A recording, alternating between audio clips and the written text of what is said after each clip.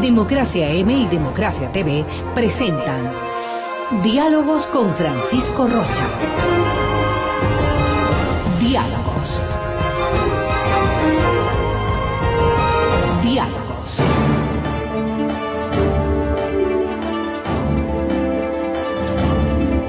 Buenas tardes, amigos, estamos encontrándonos para conversar. Iniciamos este diálogo con la doctora Natalia Sierra, profesora universitaria, pero además una académica a la que recurrimos por su experiencia, por su capacidad de análisis y por supuesto por su generosidad de compartir sus inquietudes y su análisis con todos los medios de comunicación que acudimos, pero con toda la ciudadanía a través de nosotros.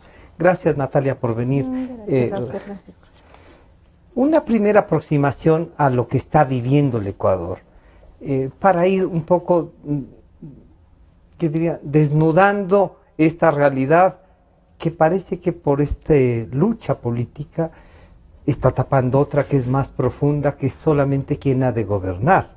Y cuando digo solamente, me refiero a que el tema es mucho más profundo que quién ha de ser presidente, pese a que ese resultado es la voluntad de la mayoría de los ecuatorianos, ¿no? Bienvenida, buenas tardes. Buenas tardes, Francisco, gracias por la invitación. Bueno, la primera impresión que yo tengo y que muestran los resultados, más allá de en qué terminen ya definitivamente, es que hay una fractura en el país, ¿no? Porque siento que esta elección no es tanto un tema de una opción por gobierno, por modelos de gobierno, por programas de gobierno, porque lamentablemente nunca hubo los espacios y el tiempo necesario para que los candidatos puedan debatir frente a la sociedad lo que estaban proponiendo al país. De hecho, en la segunda vuelta no hubo ningún debate entre los dos últimos, o sea, el candidato en ese entonces, Lenín Moreno, nunca dio paso a un debate, ¿no? Y la sociedad necesita conocer en debate los programas de gobierno, no por separado, porque por separado es fácil, lo que tienen que es confrontarse. Son exposiciones. Exacto, son como y no debates, exposiciones y no debates. Primero confrontar entre los dos candidatos y también confrontar con la sociedad. Y lamentablemente eso no se dio. Entonces no se puede decir que esta opción fue una opción por proyectos políticos en estricto sentido. Me parece que lo que revela es una parte del país apoyando al gobierno de Correa, diría yo, más que nada. Más que a Lenín Moreno, y la otra mitad del país en contra del gobierno de Correa. Y además marcado por una serie de acusaciones, es decir, de un lado por el tema que usaron mucho en campaña del feriado bancario, ¿no es cierto? Recordando esa época lamentable, ¿no? Triste para el país, y asociándole con el candidato Lasso. Entonces, digamos, ahí lo que buscaban generar es una reacción emocional, porque fue algo muy doloroso para nuestro país, o sea, de mucho sufrimiento individual y familiar, ¿verdad? Y entonces, con esa campaña que asociaba al candidato Lasso, al feriado bancario, buscaban una respuesta emocional.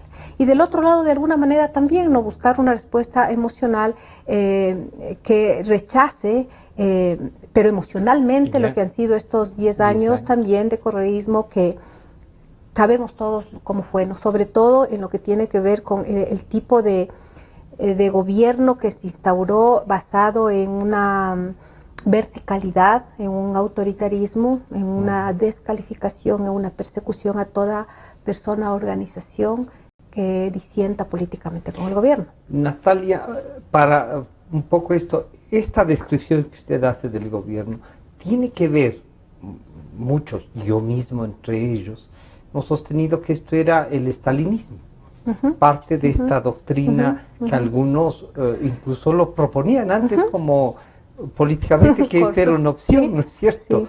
Sí.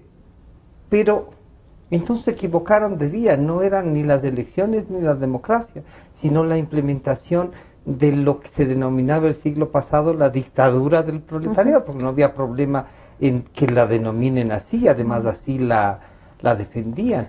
Bueno, ¿tiene que ver con eso o no? Mira, Francisco, yo considero primero que no es de ninguna manera comparable el proceso de la Revolución Rusa con el proceso de la Revolución Ciudadana. O sea, no hay punto de comparación. Ahí hubo un proceso, una gesta que lamentablemente, digamos, fracasó. Y habría que ver por qué razones se ha hecho, se ha analizado y falta por analizar, ya van a ser 100 años, ¿no? Tenemos ahí un conflicto mundial, tenemos la presencia del nacionalsocialismo, del nazismo, tenemos toda la confrontación con Occidente, tenemos los propios errores internos del proceso que hay que evaluar, pero no es comparable. O sea, yo creo que no hay que comparar. A mí me parece pero sí se podría usar las formas de gobierno, sí. Yo creo que una de las cosas que ha caracterizado a estos gobiernos progresistas y particularmente en el caso del Ecuador es una forma de gobierno que tiene rasgos de stalinismo, de totalitarismo. Yo también diría rasgos incluso del fascismo. No digo que sea ni fascismo ni totalitarismo. Tiene rasgos, tiene formas de esos tipos de poder. Han usado determinados mecanismos de estos dos modelos. También han tenido formas neoliberales. Y también han tenido formas keynesianas. Yo hace algún tiempo planteaba, y estoy justo por sacar un libro donde desarrollo esta tesis, de que lo que se ensayó aquí es un tipo de Estado que yo le denominaba como un Frankenstein, un Estado conformado de varias formas de los Estados que se han ensayado a lo largo del capitalismo. Sobre todo en lo que tiene que ver con el control a la sociedad, ¿no? Tanto desde visiones muy, digamos, autoritarias, cuanto incluso de políticas neoliberales. Por ejemplo, los bonos son políticas neoliberales. Los bonos de la pobreza que se mantienen así. No digo que no hay que subsidiar la calidad de la vida de las personas, pero no se puede mantener un tipo de bonos como control de la sociedad, es decir, como control basado en la manipulación, en el clientelismo. Para tener pobres permanentemente. Exacto, y tener base social. Entonces yo digo, se ensayaron muchas formas de estados en relación a lo que es el poder de control de la sociedad. Por eso fue una cosa que no se puede, un proyecto que no se puede enmarcar en un determinado modelo, sino que tiene rasgos de varios. Y claro, lamentablemente esos rasgos no fueron tanto para mejorar las condiciones de vida, sino para controlar a la sociedad. Entonces son ensayos del poder, ¿no? Son ensayos del poder. Y claro, eso obviamente la sociedad tarde, más temprano, no resiste. No hay sociedad que resista un poder autoritario. A veces tarda en reaccionar, pero reacciona. Porque la sociedad tiende a buscar su propia autonomía y emancipación. Queremos saludar a la doctora Betty Amores, que se suma a este diálogo. Betty, buenas tardes. Conversábamos con Natalia Sierra y nos decía, un poco poniendo un marco a lo que nos está sucediendo y un poco describiendo también el modelo de Estado que se ha ensayado en el Ecuador, a qué responde. Yo le decía si esto será un estalinismo, si se puede decir que esto es la izquierda y que entonces se equivocaron de camino porque no había cómo imponer la dictadura del proletariado, que era así, y claro, dictadura al fin, no venga de donde venga, era dictadura, y choca con la democracia. Pero nos acaba de decir que aquí hay una sumatoria de varias cosas. ¿Cómo describimos estos 10 años para ir un poco aterrizando en lo que nos está pasando ahora? ¿Cómo llegamos al día después del 2 de abril? Bienvenida nuevamente. Bueno, buenas tardes, Natalia, y buenas tardes, amigos y amigas. Primero, yo creo que hay varias preguntas encerradas en tu planteamiento, pero primero yo quisiera decir que efectivamente este no es un Estado progresista, como se ha dicho, puro, en el sentido, es decir, que tiene una sola forma, sino que es una mixtura de distintas estrategias para ejercer el control social. Estrategias exclusivamente. Sí, a mi juicio hay un conjunto de estrategias, unas de carácter claramente fascistoide, el control de la prensa, el infundir miedo y terror en los servidores públicos para que no se organicen, la persecución a los conductores de movimientos sociales, en fin. Hay una cantidad enorme de un Estado, digamos, de demostraciones de que es un Estado que está dispuesto a utilizar la represión para mantener el control. Pero también es un Estado mafioso. A mi juicio es un Estado mafioso porque cuando encuentras cuál es el objetivo en suma de este tipo de Estado, por lo menos el que tenemos todavía, ¿verdad? Es el tema de el mantener primero los enormes, el enorme control sobre la contratación pública de las grandes obras del Estado, sean necesarias o no, por cierto, pero también mantener la impunidad de los actos de corrupción. Entonces, para eso se requiere hacer acuerdos de tipo mafioso, ¿verdad? Con las autoridades de control, pero también con una serie de entidades. El caso de Brecht podría ser, sin ser el más espantoso, porque yo digo, en la refinería del Pacífico se llevaron mucho más dinero que esos 33 millones que aparecen de Odebrecht. Es decir, el tamaño del hueco de riqueza es inmensamente más grande que solo 33 millones. Pero Odebrecht, al igual que el caso de USAG, son casos emblemáticos que podrían demostrar con más claridad el tema de corrupción. Y también hay, digamos, a la adopción de una serie de medidas de carácter claramente neoliberal. Sí, yo creo que es una mixtura de estrategias que han sido adoptadas. Pero frente a eso, también hay que decir que hay como unas reacciones de la población que a mí me parece interesante analizarlas a la luz de lo que ya han sido los resultados electorales. Y entonces tenemos el fenómeno de que un candidato guayaquileño no fue votado por las provincias de la costa y sí lo fue por las provincias de la sierra. Y un candidato, digamos, de la Amazonía, pero más serrano que amazónico, ¿verdad? No fue votado, sino por la costa. Y particularmente yo diría que el triunfo radica en la alta votación en las provincias de Manabí, Los Ríos, El Oro, Guayas inclusive. Entonces yo creo que allí hay que hacer una reflexión sobre también cuáles son en este momento los elementos que permitieron el triunfo de Moreno, o digamos, o al menos el empate técnico. Porque una cosa que debemos coincidir es que el país está dividido en dos partes, ¿verdad? 2 puntos más, 2 puntos menos, pero estamos, esa es la situación. Entonces yo creo que hay que tomar ahora la respiración suficiente, la calma suficiente, para hacer un análisis de que al menos el 48 o 50% de la población, como se quiera ver, podríamos ponerle en el 46, perdón mi interrupción, porque los nulos y los blancos también cuentan. Sí, está bien. No se pronunciaron porque nos quieren ver al 46 y al 46 qué hacemos, y no querían entrar en esto, o cómo entendemos, ¿sí? Bueno, lo de los votos nulos yo creo que más bien es una especie de hartanza de determinado sector más intelectual, digamos, el juego político electoral, ¿no? Que decía, ninguna de las dos opciones me convence y tomo una postura individual en favor del voto nulo. O sea, que además, de todas maneras, pesó. Yo creo que pesó porque con una diferencia de apenas 2%, evidentemente hubiera podido capaz cambiar en algo una situación. O consolidar pero a mí me interesaría, otro, ¿sí? Aparte de ver lo del voto nulo, que es, sí es más bien, digamos... O secundario, aleatorio. El voto nulo yo creo que vale la pena analizarlo, pero como un segundo tema, secundario, ¿no es cierto? Creo que el centro del debate debiera ser por qué a la altura de las circunstancias que en este momento enfrenta el país, con una economía quebrada, con una clase política que se entendía está ya en su fase de declinación, que es el gobierno que en este momento se va a mantener 4 años más en el poder.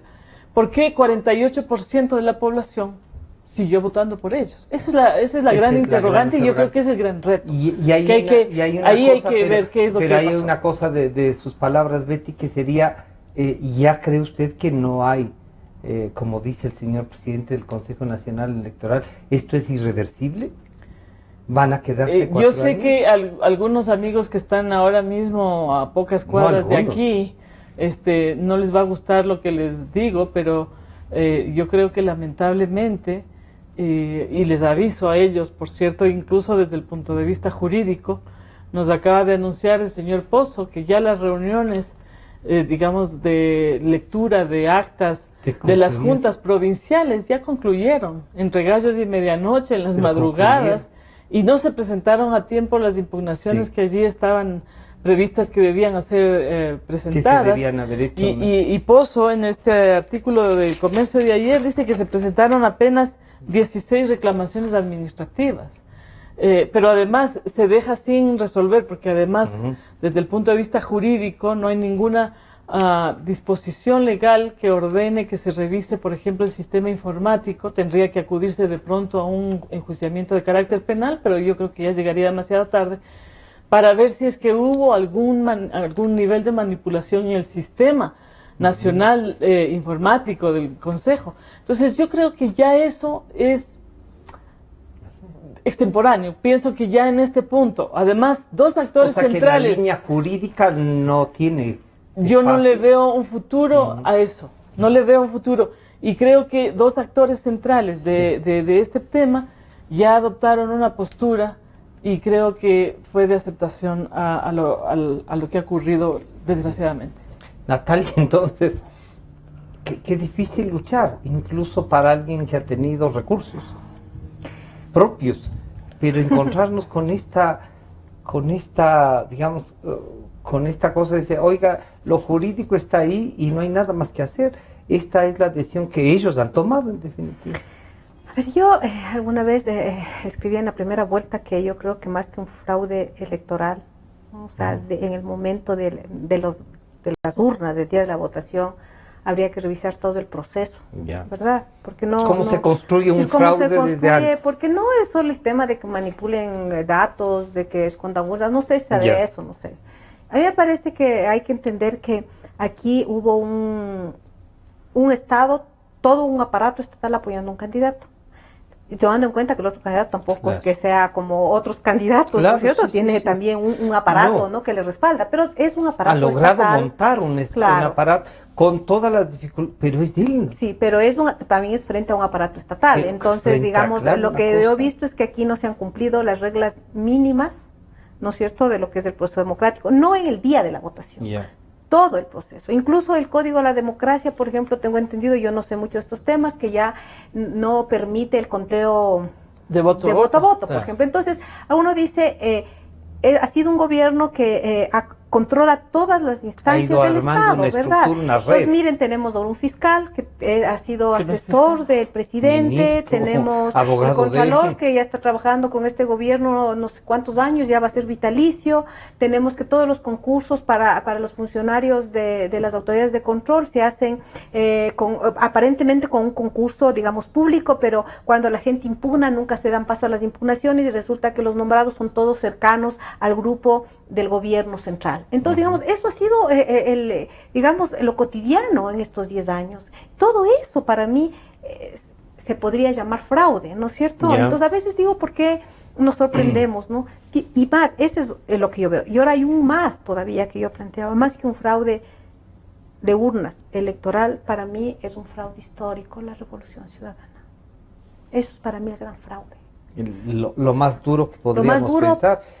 Usaron el discurso y a las organizaciones sociales que lucharon años para llegar al poder, llegaron y perdieron. Mire, es un fraude a 2 décadas de lucha contra el neoliberalismo, donde hubo perseguidos, hubo asesinados, hubo encarcelados, hubo dramas, hubo tristezas, hubo también alegrías, ¿verdad? Todo ese acumulado de lucha lo entregaron social en bandeja al le economista permitió Correa a este grupo llegar a la administración del Estado.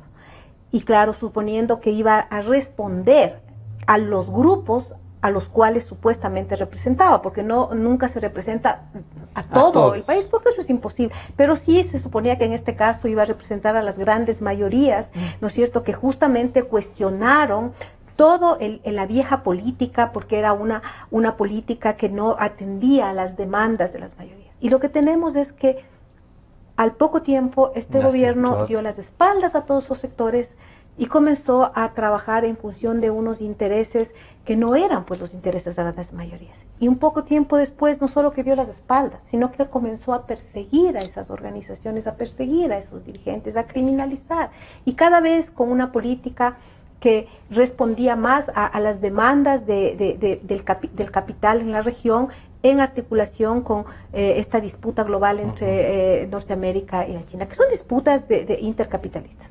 Mientras eso sucedía, ¿no es cierto?, además con todo lo que ya ha dicho la compañera de panel, la corrupción, que es parte de una estructura de acumulación de capital mafiosa, que no solo está aquí, está en otros lados, pero digamos que como se va que articulando también. Pero sí. permitieron que eso entre, ¿no es cierto? Entonces los escándalos de corrupción, que ya son cosas cada día, y la forma en que han tratado esos escándalos terminan como por naturalizarles, que es un problema gravísimo. El delito, sí, ¿no? y entonces hay para mí todo un fraude histórico en el sentido de que fue un gobierno que se suponía que representaba a los intereses de las mayorías, y lo que tenemos es que usando este discurso, que más que discurso, Francisco, yo diría es la esperanza, es lo que más jugaron con eso. Me duele a mí, porque los discursos se pueden rearticular, ¿no es cierto? Los símbolos, se pueden inventar nuevos símbolos y que hay que hacerlos, pero esa esperanza de la gente, eso que en una época se llamaba la utopía, esa decir podemos construir un mundo mejor para todos, eso es lo que para mí fue estropeado en estos años. Y Natalia, y entonces, ¿por qué la reflexión que nos hacía Betty Amores es, ¿por qué entonces este 46% sigue? Yo tengo algunas sí. ideas para poder entender. Yeah. Primero, o sea, hay prácticas populistas, o sea, hay prácticas clientelares, y lamentablemente, yo decía la otra vez aquí, Francisco, nuestra cultura, la cultura nuestra está muy asentada en lo que es la cultura de la religión católica, y tiene todos unos contenidos de la caridad. Yeah. Sí, yo le decía, nosotros todavía no hemos logrado, tiene un peso. Mire, no hemos logrado el tema de asumirnos como sujetos de derechos, más allá del discurso del gobierno y de la Constitución, que se supone que venía a afirmar eso. Pero la manera en que han ejecutado la política pública es como yo les doy, yo administro, como que por primera vez esto, yo les doy. O sea, mire, esto es muy, muy importante entender, porque el lenguaje construye sentidos de realidad, construye sujetos. Yo les doy.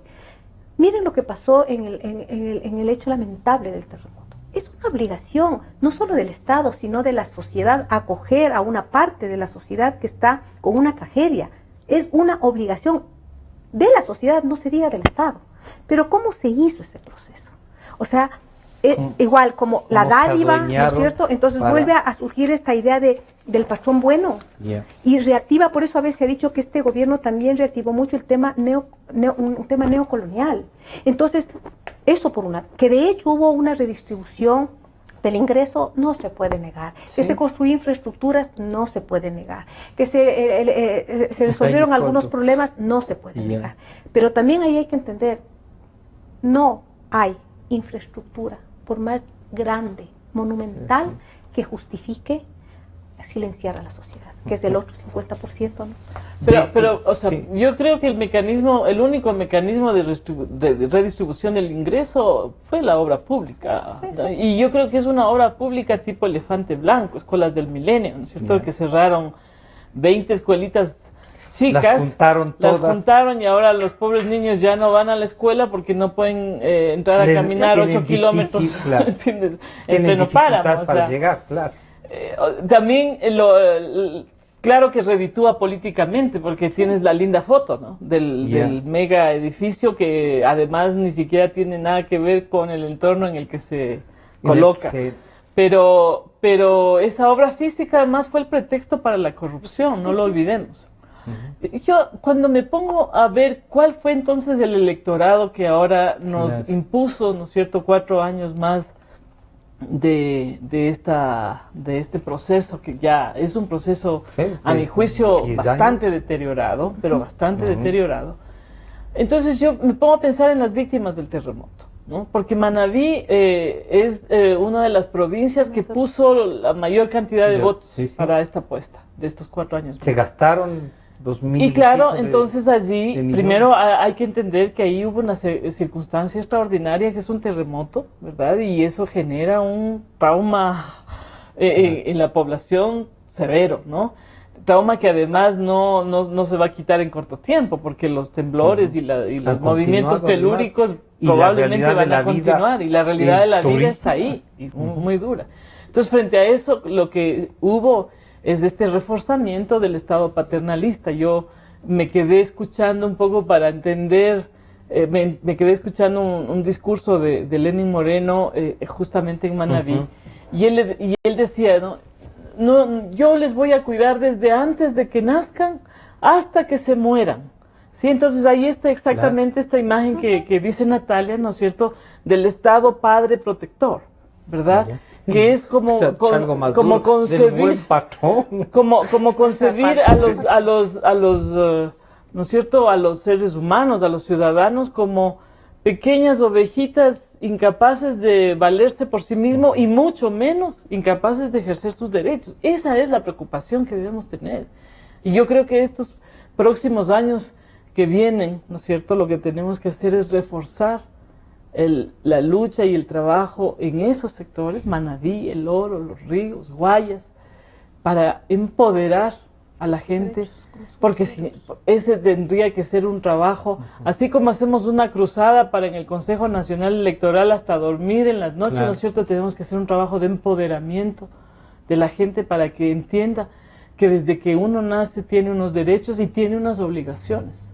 Yo ¿Ya? Y siempre que he nadie dicho, puede darte haciendo, ni Betty, yo nadie siempre te he puede dicho regalar que una dádiva. la democracia hay que tomarse el trabajo de pensarla y de hacerla, construirla, de claro. construir, sí. Pero ¿quién querrá tomarse ese tiempo y ese reto?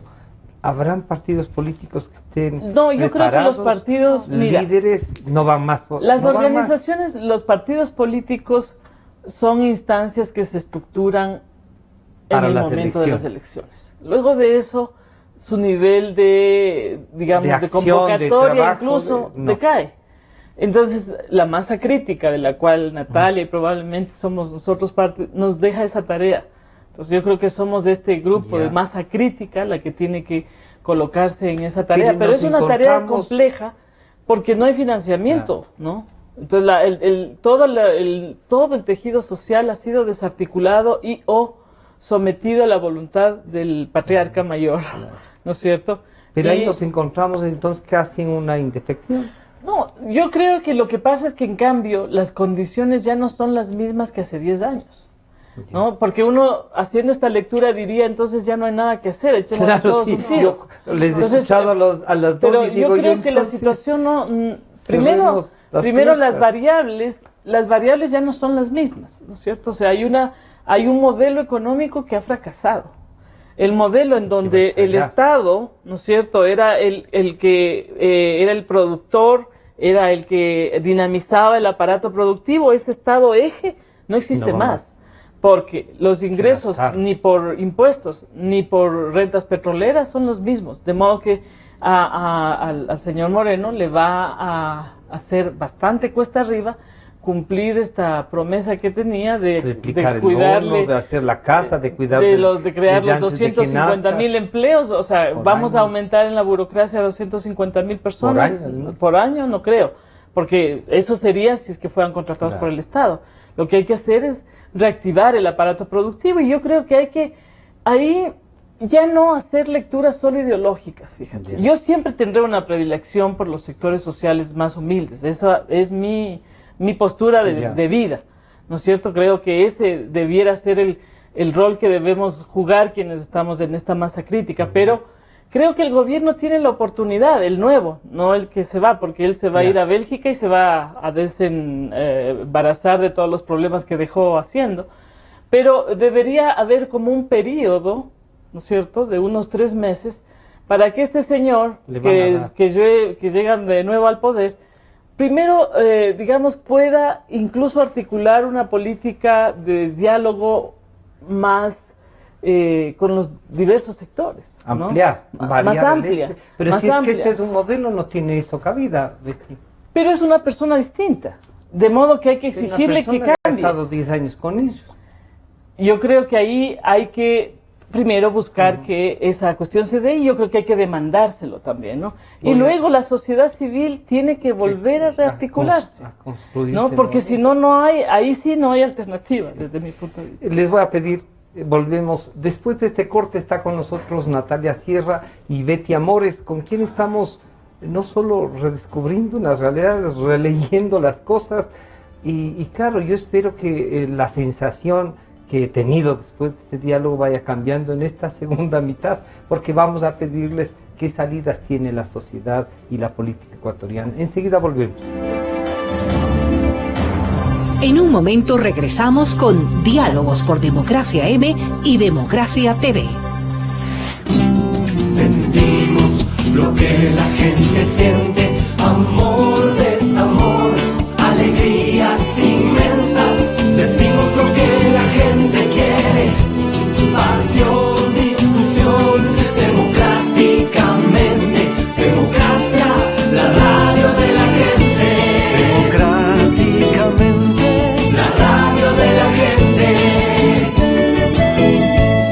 Democracia, la radio de la gente. Democracia. Democracia. Sobre la emergencia de gas y energía que se está viviendo en la costa Caribe. Democracia. Rusia retoma críticas por retenidos en base naval de Estados Unidos. Democracia. Formulé el primer pedido histórico de perdón a las víctimas de las graves violaciones de los derechos humanos. Democracia. Solo noticias.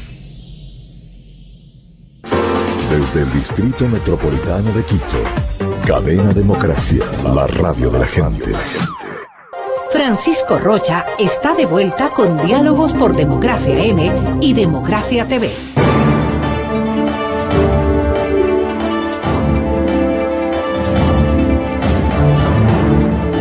Estamos de regreso para seguir nuestro diálogo con Natalia Sierra y Betty Amores. Natalia, esta masa crítica de la que ha hablado Betty, en la que ustedes están con seguridad, no hay duda, es quizá la más difícil de poner de acuerdo políticamente hablando.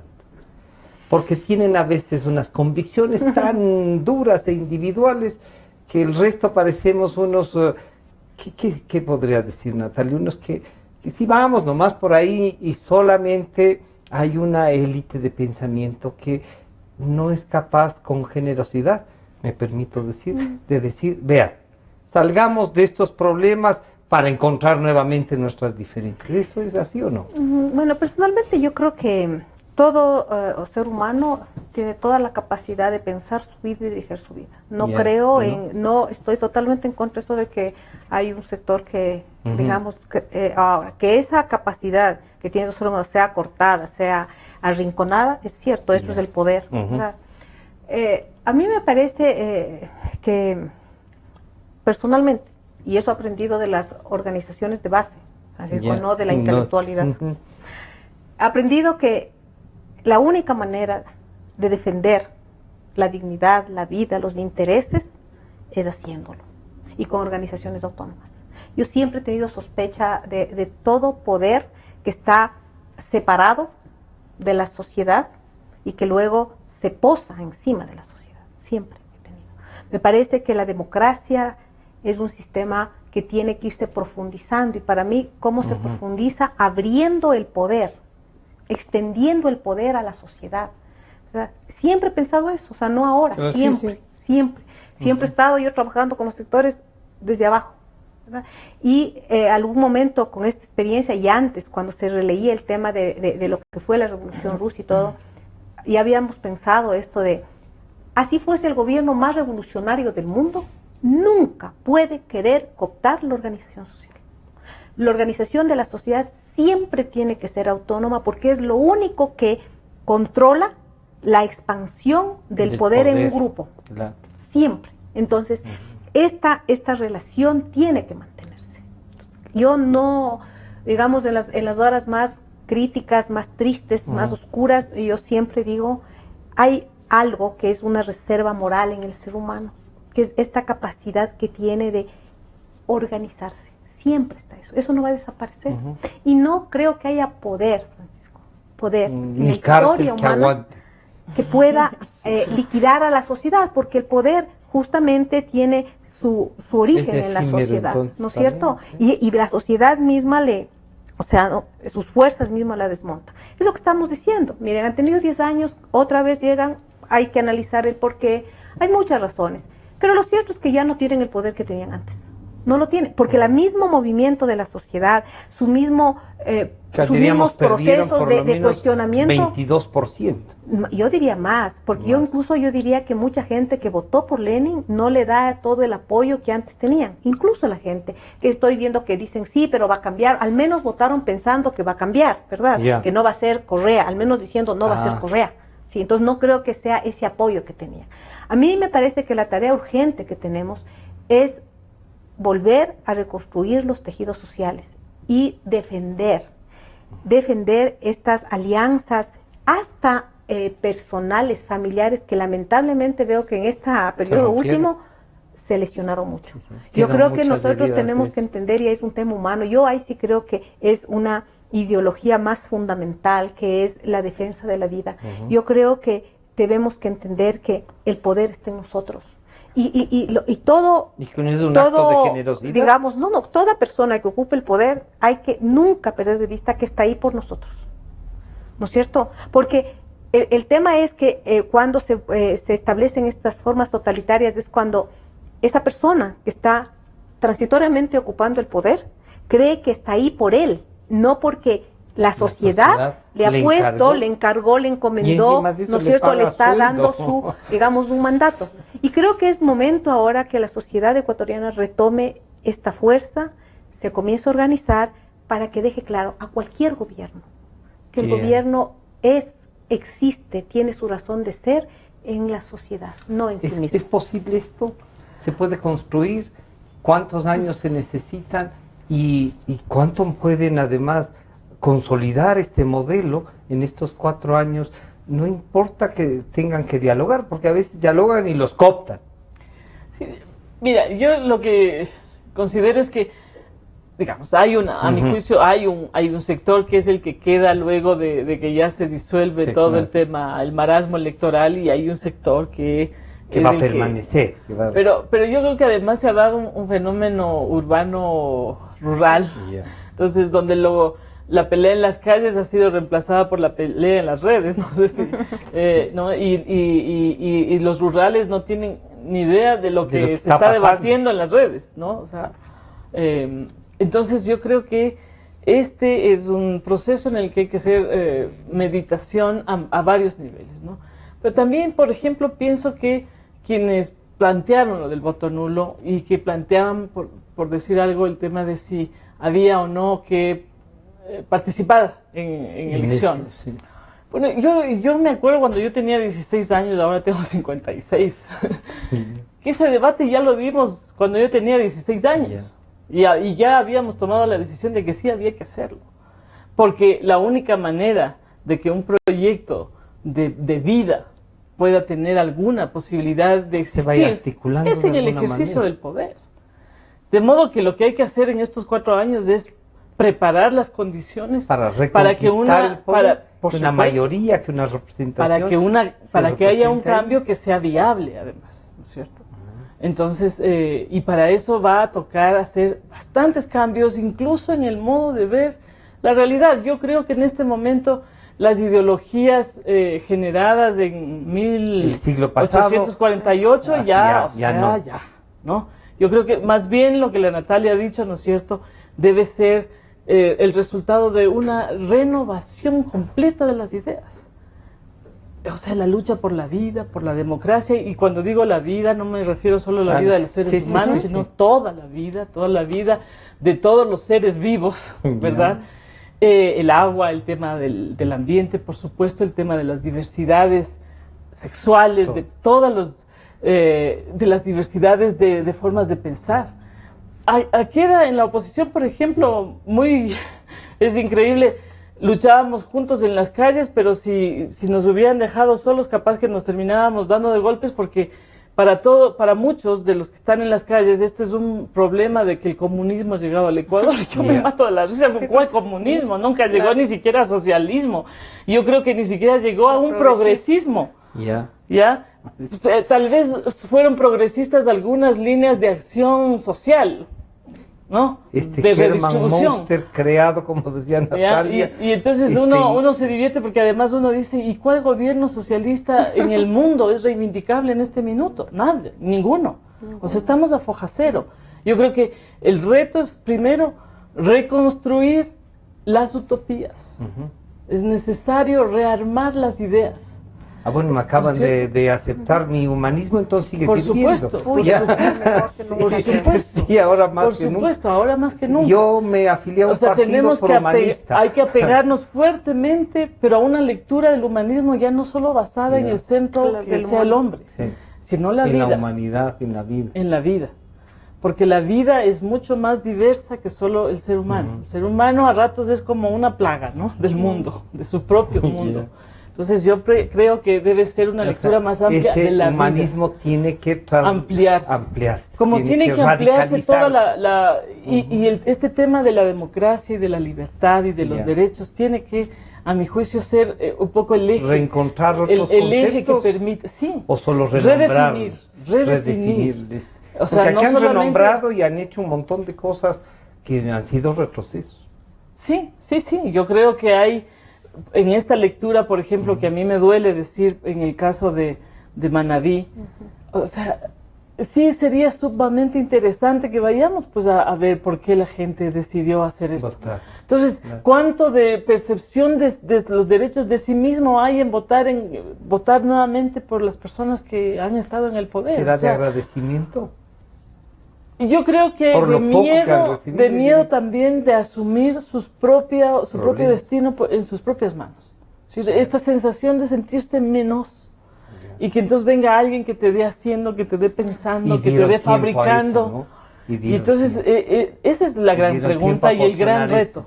Y luego también en lo económico hay que inventar un nuevo modelo, que no es el modelo neoliberal, ni tampoco es el modelo estatista en donde el Estado es el centro. No sirve ninguno de los dos.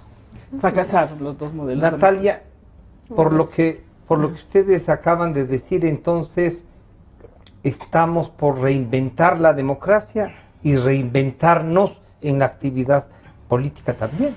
Yo creo que sí, y creo que no solo tiene que ver con lo que está sucediendo en el país, Francisco, creo que es por lo que está sucediendo en el mundo. De hecho, ya se ha debatido que estamos enfrentando una seria crisis civilizatoria. Y en estos momentos justamente es cuando el ser humano tiene que repensarse, reinventarse en todos los ámbitos de su vida. Y ubicando en cosas así que podamos observar y que nos parece que por ahí no va la humanización y entonces asumir con responsabilidad cambiar ese tipo de relaciones. Por ejemplo, estoy pensando, ¿no? En esto de que a veces yo he conversado con gente que pasó el tema, la tragedia del terremoto y que me decían explícitamente que apoyaban al gobierno, ¿no? Al candidato. Yo decía, ¿por qué? Y me decían, me dio la casita. Entonces, mire, yo me quedaba pensando y comprendo, les entiendo, porque obviamente la casa es el rincón del mundo, si no tenemos eso que tenemos. Y no importa el tipo de casa, no importa, es la casita, ¿no? Y entendía también que hemos pasado una larga historia de devastación, de gobierno tras gobierno, digamos, devastando la riqueza social. Pero pensaba que deberíamos trabajar en esto de que, esto que decía, son derechos, más que derechos, son fundamentos humanos, el trabajo, la salud, la educación, la recreación. Y entonces que una tarea de todos es entender todos juntos que el Estado en este caso está en la obligación, y por lo tanto no tenemos ningún compromiso por aquello que hacen como obligación. Y porque, eso no significa la inmovilización del ser porque humano. Justamente cuando usted entiende que el Estado le está cumpliendo su obligación, tiene la libertad, ¿no es cierto?, de su propio pensamiento, de su propia opción política, porque no está atada como los préstamos atados, ¿no es cierto? Te doy un préstamo, pero nos contratas a la empresa. Lo mismo pasa a nivel micro.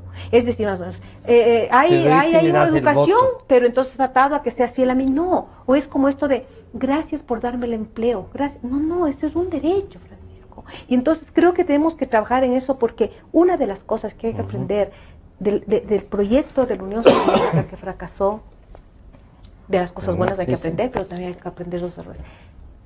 Walter Benjamin decía, que es crítico de la escuela de Frankfurt, decía, o sea, el ser humano necesita las cosas materiales y toscas, sin las cuales no hay las espirituales y bellas.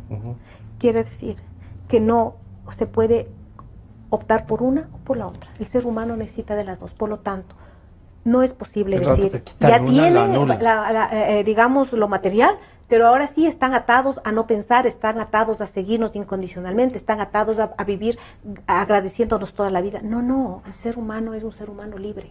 Y es libre justamente cuando tiene esas cosas materiales y toscas, ¿sí? Y las puede trabajar. Libre. Entonces yo creo que lo que nos toca es una profunda transformación cultural. Yo creo que ahora más que nunca tenemos que emprender una transformación radical. Natalia, si le seguimos dejando a ellos, ¿es posible? Es que no, Francisco, yo digo, ya están dados los resultados. ¿Usted también cree que ya no hay más? Yo no creo, porque simplemente cuando el señor Pozo salió a decir, a dar los datos oficiales y decir que pueden impugnar, pero esto es irreversible, ya está dicho, ¿verdad? Y entonces lo que sí es, podemos entender que como controlan todos los órdenes, bueno, a veces ¿sabe lo que he pensado? Mientras la sociedad comienza otra vez a cobrar fuerza, a tener poder, este poder del Estado y del gobierno comienza a debilitarse. Pero no a debilitarse por el mercado, que es el neoliberalismo, a debilitarse por la organización social y por su organización comunitaria. Ahí tiene que debilitarse el Estado, no por el mercado. No por el mercado. Entonces la salida va a ser organización, una profundización de la democracia, pero con este modelo en el que a uno termina agotado de estar peleando, defendiéndose a veces, solo por pensar distinto. Bueno, yo creo que primero no sé si es un flaco consuelo, pero creo que las condiciones no son las mismas que el 2007. Estamos en el 2017 y tenemos un Estado quebrado, ¿no? Además un Estado que tiene el 50% probablemente de la población en contra. Y eso implica que la fuerza política de este proyecto no es la del 2007, ni la fuerza económica, ni la fuerza social, probablemente. Yo no me hago demasiadas ilusiones. Yo soy, de pronto, digamos, no idealizo a nadie tampoco. Creo que los sectores populares, en la medida en que les ha pasado todo lo que les ha pasado, son como son. Y yo creo que no hay que hacer juicios de valor en última instancia sobre si son buenos o son malos. ¿Cierto? Simplemente son. Y yo lo que creo es que los sectores políticos o los sectores que se plantean cambiar la realidad para mejorar, para evolucionar, yo creo que allí queda el mayor reto, ¿no? Porque de las decisiones, de las decisiones que allí se tomen, de los debates, de lo que allí se haga, de cómo se conduzca esta masa de 50% de la población, que es la que está numéricamente en este momento del otro lado de la orilla, va a depender lo que pase. Yo no digo que hay que esperar 4 años. Yo me temo que con las circunstancias que tenemos podría ser mucho menos, pero yo creo que hay que sentarnos a dialogar y sobre la base de la conquista del poder. ¿En qué espacio se debería buscar este diálogo? Yo creo que en esta etapa que va a ser una etapa va a ser una etapa de unos 3 meses de duelo, ¿no? De duelo para el 50% de la población y quizá para el otro. No, yo creo que el otro 50%... ¿Alegría, festejo? Mira, el otro 50% está diciendo yo trabajo y tengo que trabajar todos los días para comer y nadie me dice qué. Entonces, no, eso va a ser nada importante para ese otro 48 o 50%. Pero para este 50% que ponía en las redes, esta es la última oportunidad. No hay última oportunidad. La historia no se acaba. La historia es un continuum. ¿No es cierto? Que además avanza y retrocede. No siempre se avanza, no siempre se retrocede. O sea, yo creo que es importante lo que se ha hecho.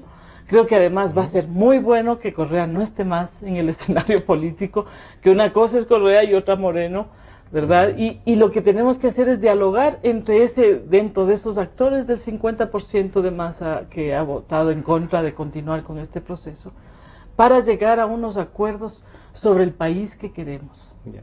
Porque yo creo y me temo Unos que no cuantos hay ejes. ningún No hay. acuerdo sobre el país que queremos. Que llegue no había. No, Así nunca peor se dio no un hay. programa claro. Digamos, había Uno un que programa, por lo menos pero... colme a todos, no había, ¿no? Digamos, es necesario poner algunos puntos sobre muchas Ya. vías y es necesario que al margen de tiendas políticas, porque además todas estas van a desaparecer, van a ponerse en cero, todas, estoy segura, Sí. el debilitamiento en 3 meses será muy evidente, pero esas fuerzas políticas tienen que sentarse a mirar cuáles son los puntos en común y qué es lo que entienden por cada cosa, porque ¿Y cómo a mí me atraemos parece a que los jóvenes a que se interesen por esto?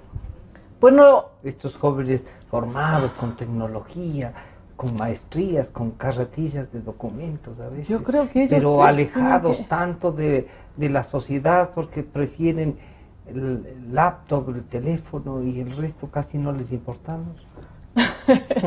mira, yo creo que Sí. el tema de la tecnología hay que incorporarla. Ya. O sea, no hay modo, No hay modo de dejarlo. de evitarlo, ¿no es cierto? Yo creo que rápidamente tenemos que, más bien incorporarnos al tema de tecnologías y de todo el tema para hablar un idioma por lo menos acercado, ¿no? Pero creo que temas como el tema de la democracia, el tema de la libertad, el tema de la autonomía, el tema de la vida, el derecho a la vida, son ejes centrales sobre los cuales debemos ponernos de Trabajar. acuerdo y trabajar. Tenemos que crear un modelo de Estado distinto, una tercera vía. Ahora es el tiempo sí, para hacerlo. para construirla. Más bien optimismo. Les voy a pedir a las dos que entonces nos dejen un mensaje, pero además de dejarnos un mensaje, ¿qué diría yo? Nos digan qué debemos hacer después de que proclamen, como se ve que van a proclamar. Aceptamos nomás, las calles, por gusto están en las calles. Natalia, el mensaje y cómo reflexionamos el momento. O sea, yo pienso que hay que evitar que el país entre en procesos de enfrentamiento entre ecuatorianos. Ya. Creo que hay que evitar. Y si los dirigentes políticos no tienen esa sensatez de evitar, porque a veces provocan enfrentamientos para sacar provecho, creo que la sociedad tiene que evitar, ¿no? La sociedad en general. ¿Eso significa que aguantemos todo? Es que yo creo que se debería solicitar, no sé si tengamos como oídos, transparencia. que es más. transparente en todo, ¿no? Porque le va a convenir al propio señor Moreno, ¿no? O sea, yo creo que si es que darían paso a todas las impugnaciones, a que sea transparente, que Y aclaren se todo, gane ya. y si él gana, pues va a ganar con legitimidad. El problema es que si no dan paso a eso, va a ganar con legalidad, pero no con legitimidad, y eso le va a complicar más de lo que ya tiene complicado su proceso de gobierno, ¿no es cierto? Pero creo que debemos evitar enfrentamientos. No creo que esto no sea, si la gente quiere salir a la calle, pero evitar enfrentamientos entre nosotros.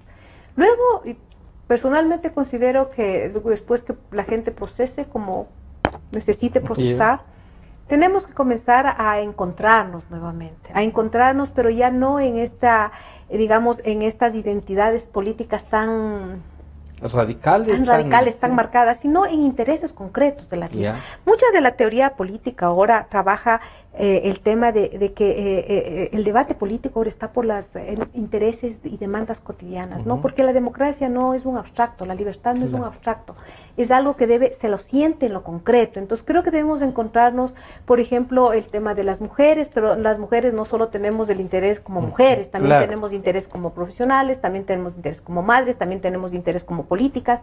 Creo que deberíamos comenzar a hacer un gran mapa, una gran cartografía con nuestros encuentros. Y obviamente eso nos va a llevar a organización, y siempre voy a repetir, Francisco, mientras la sociedad esté organizada, yo creo que el problema no es llegar a consensos absolutos. Es que no, el diálogo no necesariamente tiene que llegar a pensamos igualitos. Es entender que los acuerdos son puntuales Y también podemos discrepar en cosas, pero eso no quiere decir que nos vamos a comer entre nosotros. Pero siento que sí hay demandas de la sociedad que nos van a exigir ponernos de acuerdo, ¿no es cierto? Porque de eso depende nuestro propio bienestar. Y creo que esa es la tarea, yo digo, de la sociedad. No hay gobierno que sea maravilloso, por lo tanto la sociedad no puede dejar de vigilar, auditar y exigirle. Por ejemplo, ofrecieron cualquiera que gane, se ve que es el señor Moreno. Bueno, no vamos a esperar que él nos dé, vamos a exigir lo que él prometió ante la sociedad. No es una dádiva de él, no es vamos a esperar que dialogue, le vamos a exigir que dialogue, le vamos a exigir el tema, deberían exigir el tema de las casas, ofreció dar casas, ¿no es cierto? Porque si no, entonces lo que vamos a dejar es un precedente que a nosotros nos pueden engañar. Entonces el tema, pero solo con organización podemos exigir a cualquier gobierno que responda a aquello a lo que se ha comprometido. Betty, esto de nos encontramos, pero parece que ahora si nos encontramos nos masacramos. O sea, por favor no se crucen. Sí, pero ¿cómo planteamos realmente un encuentro democrático con todas estas posibilidades que nos ha abierto y las que también Betty Amores nos ha abierto? Me pusieron a soñar en una sociedad que yo vengo soñando hace tiempos y ahora lo que tengo es más años y menos sueños, dice una cosa así. Sí. Bueno, no permitas que no, te vayan. No, la utopía es lo único que todavía no cuesta, perdí. ¿no? Cuesta, es difícil, sí. Es muy difícil, pero por ejemplo, yo creo que hay que acercar más lo urbano a lo rural y lo rural a lo urbano. Hay que integrarnos, sí. Entonces. O sea, una de las lecciones que me quedan aprendidas a mí de este proceso es que el mundo rural se ha ido encajonando y alejándose de un mundo urbano en donde se debaten otros temas, se debaten otros modelos, otras formas de vida, incluso otra estructura valórica, ¿no? Entonces yo creo que hay que ir hacia el reencuentro de esos ecuatorianos que están alejados, ¿no es cierto?, y también en el ejercicio de sus derechos, ¿no? Creo que hay que darle un peso enorme a la palabra ciudadanía, y eso va a implicar un trabajo y un esfuerzo no solamente de la masa crítica, sino de todos los ecuatorianos y ecuatorianas, y ojalá también del gobierno. Hay que esperar que así sea. O exigir, ¿no? Como ha dicho Natalia. O exigir. Bueno, yo creo que las exigencias mal comienza con este lío del periodista, el señor, pero es mejor que no se haga cargo del déficit que le deja su antecesor, ¿no? Y más bien que imponga su propio estilo, sería deseable, por lo menos los primeros meses.